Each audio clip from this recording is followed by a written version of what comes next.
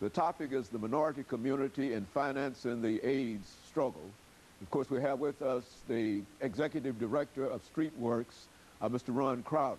Of course, Mr. Crowder, let's use the last segment of this particular show today to get some directions in terms of what can be done and what should be done. And I say that because you've been involved in this struggle for a long time, and you've been with us on a number of occasions, and each time we come back and you talk about how the situation is becoming more critical and et cetera, and how we need more financial support. And let's talk about it from your perspective. Well, Dr. Haney, I don't want to minimize the fact that we are getting local government support as well as a little federal support.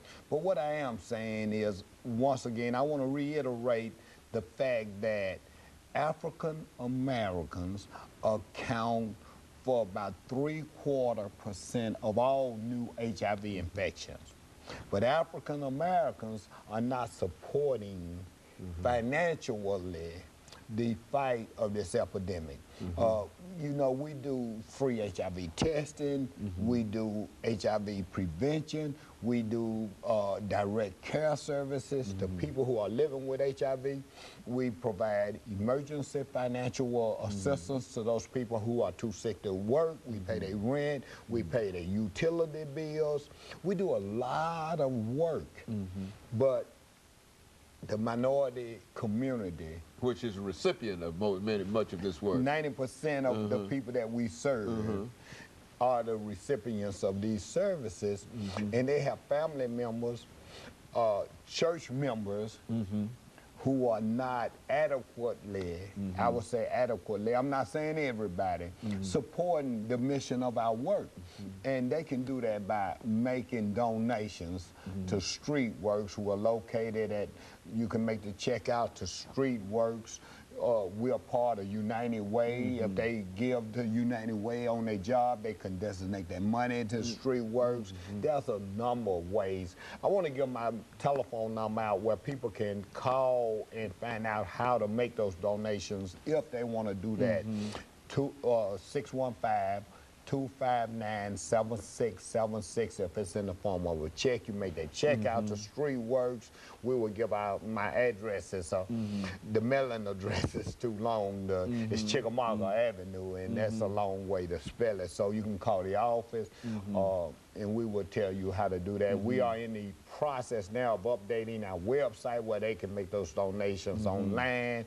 And if you know anything now, websites do have secure sites where you can make donations online, and we'll probably go through the PayPal or whatever that agency is that receives those donations. And so what you're saying is that you are willing, Mr. Crowder, to accept any amount of money. Well, certainly you'd like to have some nice pieces of money, but anything, any kind of financial resources taken from a large number of people can help you considerably. Well, one of my sayings is, we take rolling money as well as folding money.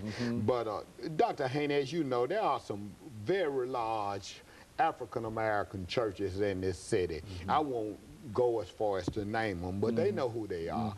Those churches can do a concerted effort and make a donation because you know and I know 1 in 50 African-American men are infected with HIV in this city. 1 in 160 African-American women is infected with HIV. So we know some of these mega churches in Nashville do the math. You got 300 men, that's 6 of them sitting in your pews on Sunday morning that's HIV infected that don't even feel that they can disclose their status. And quite naturally, those people are receiving services from somewhere. Even though they might not tell people in the church exactly what the situation is, but Monday morning when it comes time for them to receive support and etc. You're not against the support that they are receiving. You're simply saying that even the people within these churches need support. Dr. Haney, and I just got to the other thing that I just want to touch on just for 1 second here is, again, no one deserves HIV. We've got to quit treating people with HIV like they got to play it, because it's only by God's grace and mercy that we know how HIV is transmitted. Now, you think if you put yourself at risk, you too could have HIV, because you definitely probably, if you over 17 probably, they probably have put themselves at risk at least one time. And this is only through God's grace and mercy that they are not HIV infected. And a lot of folks, from what we understand, that a large number of folks who don't know that they're affected. That's a growing number. Is that? And I'm glad you said that, Dr. Haney. There's only one way someone can find out if they're HIV infected, and that's take an HIV test. And we at StreetWorks, we have implemented what we call rapid testing. So a person can come into our office, and by the time they leave the office, they will know their HIV status. So it ain't no, you go take the test, come back in 2 weeks. Oh no, when you leave my office, if you come in my office, we will have your results before you leave out of the office, and that's not a long period of time. Of course, we would like for it to be at least 30 to 40 minutes. It's a 20-minute rapid test, but we want to do some pre-test counseling as well as we want to do post-test counseling after we give them their results, be they negative or positive. We want to counsel them, especially if they are negative. We want to counsel them in how to stay negative and reduce their risk of acquiring HIV I would infection. imagine that doing what you're doing, you've also run across maybe a very, very small number of individuals who really don't want to know their status. I mean, how do you deal with individuals? Well, Dr. Haney, HIV in this day and age, and with the modern advances in HIV, it's almost like a chronic illness, like diabetes. You take care of yourself, chances are you'll live forever. The fact that a person don't want to know doesn't change the fact whether they have it or not, and if they have it, they should want to know because they don't want to transmit it to anyone else. Not only that, early detection and early treatment is the way to go. That's where we want to go. And they can't be it can't be detected or treated unless they do that test. Unless they know that they have it. Unless they know that they have it. Now, if they got it, I'm like this, Dr. Haney. If a person has it, they ought to want to know, because that way they can take better care of themselves, and that way they won't be transmitting the virus to their other loved ones.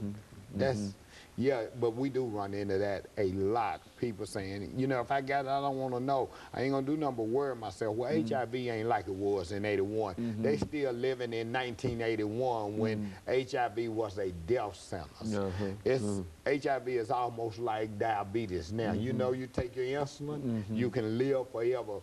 Proper diet, proper exercise, taking good care of yourself, you can live forever. Same way with HIV now. Well, you know, now over the last minute and a half, what about trials? I mean, is there some kind of virus? I mean, something that we can do through these trials? Yes. HIV vaccine trials are just like any other trials. Right now, we don't have a vaccine. But the problem with vaccine trials is it's hard to get minorities to participate in the trials because of Tuskegee. But if they don't participate, when they find a vaccine, they're going to work on the people who participated in the trial. They need all types of people to participate in the trial. And just as the minority community that's not stepping up to the plate in the finances, they're not stepping up to the plate in the volunteering for this vaccine and trial. you cannot get HIV from participating in a vaccine trial. Let me just be real clear about that. Okay, very good. And of course, Ms. Crowder, let me thank you over the last few seconds that we have here for bringing us that excellent information and to bring the kind of passion that you generally bring in reference to this this topic. And I'm sure that people are aware of the situation, and now, as you say, the ball is really in their court. Let me give my telephone number one right more quick. time. 259-7676. Thank you very much. And of course, let me encourage our audience to tune in again next week for another informative edition of Comments. Thank you and good morning.